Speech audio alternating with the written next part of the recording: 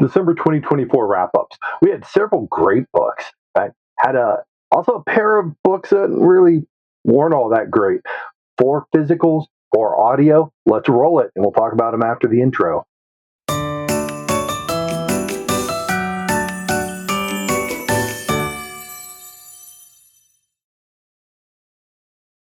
Welcome back to the Dormer. I'm Michael. Thanks for coming. And if you've been here before, well, thanks for coming back. This is a December wrap up. We're going to talk about the December reads. In fact, I loved it so much, I filmed it twice because the audio was absolutely unsavable last round. The beard kept hitting on little things. So it was 2 days later when I go to edit, I'm like, oh, this is not savable. So what do we have going on? We had four physical reads, one a very deep read. So one I really wanted to go after and find everything about it. Also had four audiobooks, three of which are really books, one's a novella. And we're going to, instead of just doing the audios at the end, I'm going to mix them up here. So book one of the month is actually an audiobook. It was The Clockwork Boys, 2027. This is The Clock Tower Way, number one. It's from T. King Fisher, who is Ursula Vernon's pen name. She's out of the States. When it starts off, it kind of feels like a typical fantasy setting, right? There's a lot of fanciful creatures. There's like talking gnolls. There's the standard fantasy fare. And then there's steampunk golems. It's got a big old cast of characters. You have allergic to absolutely everything Slate. She is a master forger and also apparently pretty good at the thieving side, who's in charge because, well, they put her in charge. Probably that she's the one they could trust. You have Brenner, who's an assassin for hire, who definitely has feelings for Slate, and Slate has feelings for pretty much everybody.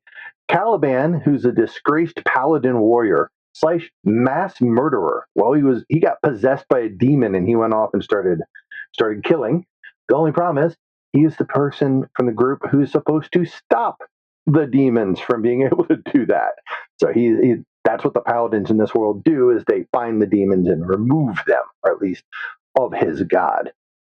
Then you have Edmund, who is a religious nut job scholar. So he's there as the scholar, and they are tasked to go figure out the Clockwork Boys, and figure out how they can stop them. But he's such a religious zealot at the start that he was afraid to even be around Slate. Now, I say at the start, real fast, this book is really just half of a book. Apparently, I found online where they were talking that is meant to be one large book, and that makes a lot of sense from it. There is a satisfying endpoint, but it's not the end point. And picking up with the second book is like, okay. If you see it as one, then you have character growth arcs that actually work, as opposed to feeling a little small. There's definitely good writing here. The very pithy dialogue. There's a little romantic tension, which is funny for a character who's been married. Now, a 30-year-old who's been married but running around going, and that kind of thing is always a little funny. The narration, Christine Havam, I apologize, I don't know how to pronounce her name, Hvam, quite compelling. Yeah, she's really good on the actor side. And again, this is definitely going to be part one of a series. It's not on its own truly a full story. Again, I wish we'd see that a little bit more often, that we would be told this ahead of time. But I enjoyed the read, or enjoyed the listen. In fact, I enjoyed it so much I'm actually listening to book 2 right now as we kick into January. 4.25 stars, so 4.25. I think that's a good starting spot. And it was looking like, yeah, this month is starting off well. Well, about that.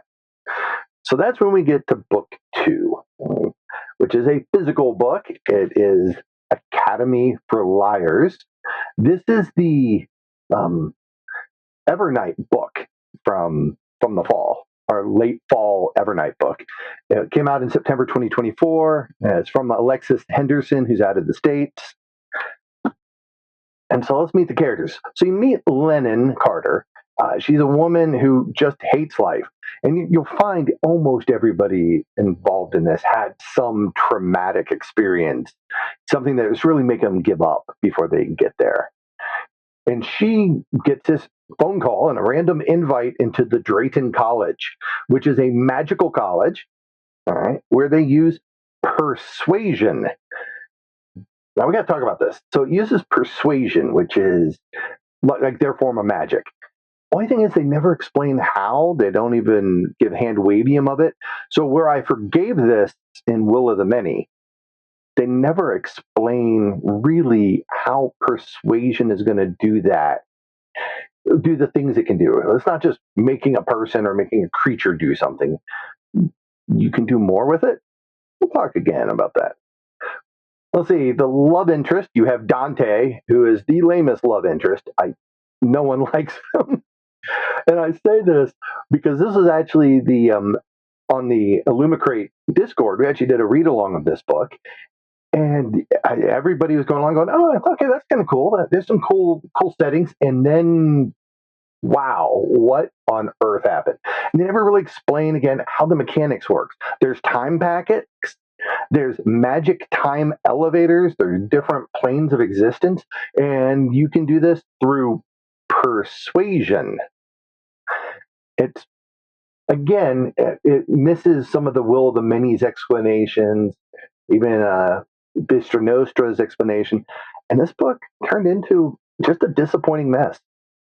The book was so bad, I am actually skipping the next Evernight, because being in the States, Evernights are still shipped from the UK. That Illumicrate has a US warehouse, but they only do their fantasy and their romance subs from the US.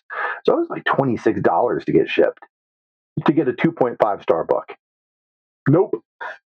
Unless they get my, they may have lost me on it. I might just keep it just so I can get the special editions I want to buy. Book 3. Can book 3 save it? Red Sonja Consumed. This is from 2024. Gail Simone, who's from the USA, is narrated by Felicia Day, which is actually why I picked it up. Felicia Day, right? Of course, all the nerds know her. And so, figure she could have some fun with this. This is a story of the Red Devil, the wild woman. She kills at will. If she likes the fella, she beds him. If she likes a lady, she beds her. She is freedom. Right? And in this book, she ranges from sad to pathetic. This story just has zero joy in it. Even when Sonja's boinking away, there's no joy to be had here. The bad guy is a mustache swirling bad guy. The jaded lover is just sad. Like you would kind of like to like her, and the fellas that are her companions, like her guard, again, you can like them and sad, but not even having Felicia Day can save this.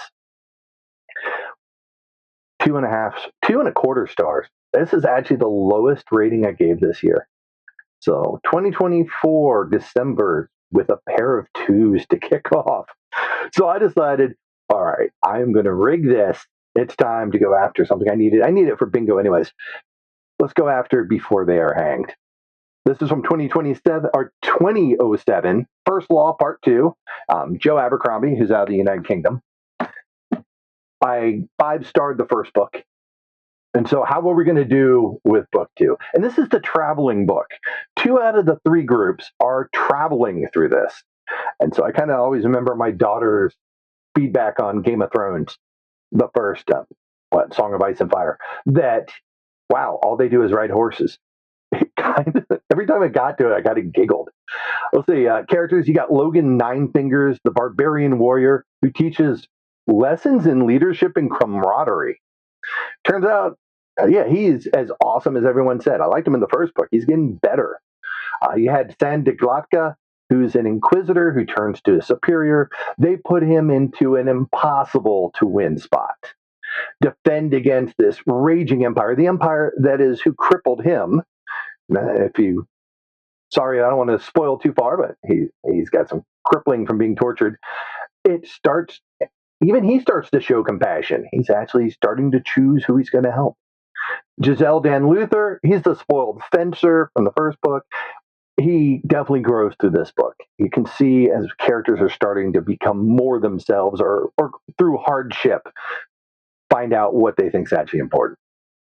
You have Baez, the first of the Magi. He's pretty much the same character as last time. You have Pharaoh. She is a demon assassin, and she is starting to develop feelings for people. It's hilarious watching this because, right, she starts as this, I am going to deal with no one and nothing, and they're all idiots, which doesn't explain why she's working with them, but she is. You also have Colonel West, who, other than, well, the one pretty bad thing in the book one is like the good guy of the story, if there is one. And he's trying to stop the crown prince from screwing everything up. He has been put off, and an army's coming. They're going to put them off in a safe zone. You know what's going to happen. The Dog Man. This is who leads Nine Fingers' old crew. It is funny how he is just so much smarter than everyone else, and everyone treats them like, oh, you're a smelly barbarian, which apparently to the barbarians, he's a smelly barbarian. But yeah, the barbarians have been through things, they've seen things, and if you will listen, they will go ahead and help. And that's what I find always interesting. Those people, like you, when you really treasure these people, when you find them in the real world, there are people, friends I know, who, if you ask them for help, bend over backwards. If you ignore the help that you ask them for, they are not helping again, like ever. So you got your shot. They probably in like things that, if somebody was like actually life or death, they would help. But like if you help for, hey, I'm trying to do this Python code. Yeah, if you ignore them, don't come asking again. First book I gave 5. I give this one 4.5. Probably because it's middle book syndrome, and middle books is setting up for the next book, which I'm going to get to pretty early next year. Book 5, speaking of books, book 5 of the month was an audio of Blood and Fire from 2021. This is the first of the Bound and the Broken, which is Ryan Cahill, who is well loved, right? You see him a lot in the fantasy community. He's very well loved. He is my first Irish author on one of the reviews. So, Giacrich, apologies to anyone who actually knows Irish Gaelic who just went, what did he just try to say? That was hello. Hey, we can try, right? You can try. This book, first off, it probably is 2 books. It probably isn't actually a complete story. It felt like a ton of backstory. For the first, 10 hours of it, there's nothing exciting. There's a lot of setup, a lot of understanding on that. And then when about there's an hour left, it really starts getting to where there's more things going on. This is a story of 3 yokels. You got Kaelin Breyer, the leader, who's not good at much, but everybody puts in charge of everything. You have Dan, who's actually good at everything. Everything just comes easy to Dan. We're going to throw axes. Never thrown an axe before. What do you know? Dan's good at it. You want to shoot bows and arrows? Dan's a great shot. Anything like that, Dan comes easy. He is also a lush, which comes into play in this story. And then the third of the friends is Wrist, who is the bookworm of the group, the wannabe mage, the learner. So Caleb gets the group hooked up. In fact, actually, Dan had met these people in a bar, but for whatever reason, Caleb decided to act outside when he sees the Empire. There's a big Empire in charge, and Caleb and Dan end up helping these outlaws against soldiers, which of course then makes them outlaws. Naturally, this leads the Empire to show up back at where they're from and kill the family. So now he's left to learn the ways of the Force. Oh, I'm sorry, did I say the Force? I meant he's going to bond with a dragon. No spoiler, there's a dragon on the cover, or a dragon egg. If that's hidden, then you need to pay better attention. There's a big cast of characters. And several of the characters are really good. It was definitely a promising start to a series, but you don't get to have a promising start and just get an immediate super high rating when we haven't gotten the payoff yet. So I gave it 3.75 stars, so 3.25, because, yeah, well written, the characters seem solid. What the heck's happening? So a little slow for a whole book to be that way. So again, 3.75 stars. I am going to continue with the series, so I do reserve the right to go back afterwards if things pay off later that I didn't know about. But as a standalone by itself, 3.25. what I did lead into, because I did the audiobook on this, and The Fall, which is The Bound and the Broken Point 5 from 2020, is also on that same audio recording. I did separate them here because you can buy them separately, or if you bought them from Broken Binding, if you paid the big price that Broken Binding editions are going for of these, then you'd have them in separate volumes. Again, this is, once again, Ryan Cahill, out of Ireland. And this was an action-packed novella. Yeah, a few characters of Blood and Fire doing their things, but this is the big backstory. And when got them both, I was trying to figure out, hey, which order should I read in these? And it started, like, the audio made the choice because it started with a Blood and Fire and then went to The Fall afterwards.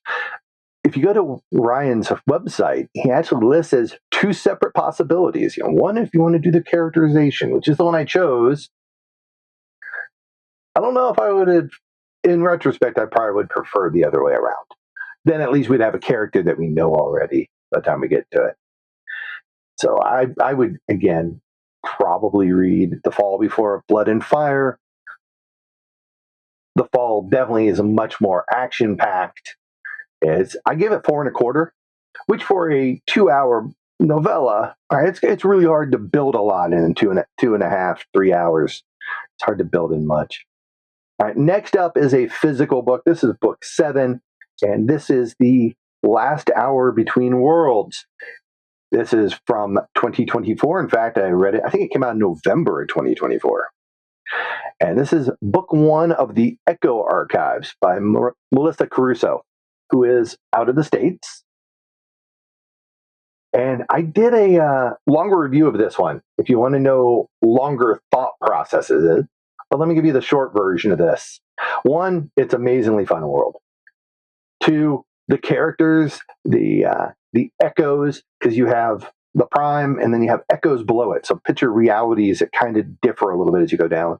And the further down you go, you get these powerful, almost godlike characters, which are just messing with everything. They are absolutely Fae. In my mind, reading it, I'm like, oh, wow, you gave the Fae, and the Fae are holding a contest, and everyone involved gets to come play.